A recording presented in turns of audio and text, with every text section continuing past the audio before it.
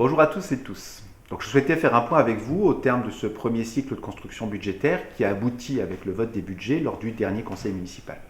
Donc, vous le constatez au quotidien, il nous faut répondre aux enjeux de notre temps en faisant face aux défis sociétaux et écologiques auxquels nous sommes déjà confrontés et qui ne vont faire que s'amplifier. Donc, pour aller à l'essentiel, il nous faut faire des investissements d'avenir. Et c'est la ligne directrice que j'ai donnée à tous les acteurs municipaux, qu'ils soient élus ou agents. Donc pour dégager cette marge de manœuvre qui va nous permettre d'investir dans nos écoles, dans notre patrimoine, dans les actions de cohésion sociale, dans la prévention et la sécurité, nous nous engageons dans une maîtrise des dépenses de fonctionnement auxquelles viendra s'agréger des recettes durables. C'est cet effort conjoint qui nous donnera la possibilité d'engager des politiques publiques et des projets pour lesquels nous avons été élus et que le plan de relance facilitera.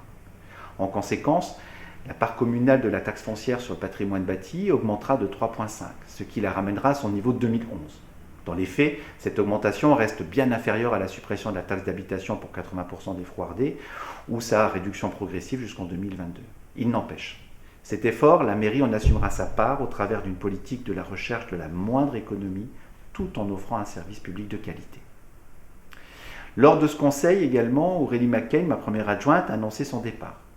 Donc sa vie professionnelle évolue fortement et cela ne lui permet plus d'assumer ses fonctions au sein du conseil municipal. Donc vous trouverez sa prise de parole et la mienne également dans le compte-rendu du conseil.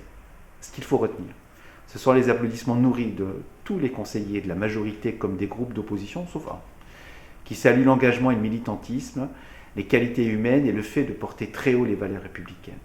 Je procéderai donc prochainement à un remaniement afin de pallier à son départ et nous permettre de faire vivre nos engagements auprès des bénéficiaires de l'action sociale. Donc, de la citoyenneté exemplaire d'Aurélie à celle de ce mouvement collectif qui est né à l'initiative de Frouardais et que la mairie accompagne dans leur démarche d'amélioration du cadre de vie, la transition est simple. Je tiens à saluer ces femmes, ces hommes, ces enfants qui donnent de leur temps et mettent leur énergie dans des opérations de nettoyage de la nature. Au-delà de la collecte, c'est un état d'esprit remarquable de personnes engagées dans l'action plutôt que dans le commentaire, animés par le souhait de préservation de notre environnement. Je les remercie vivement et je reste persuadé qu'il s'agit du fer de lance d'une mobilisation collective fédératrice qui prendra une ampleur remarquable sur les domaines variés. Cet optimisme, j'ai envie de l'avoir également pour notre avenir proche. J'espère que la Covid n'empêchera pas la mise en œuvre de toutes les actions que les services ont préparées. Leurs propositions nous permettront de nous retrouver et de faire société. Il y a tant à reconstruire. Je vous dis donc à très bientôt.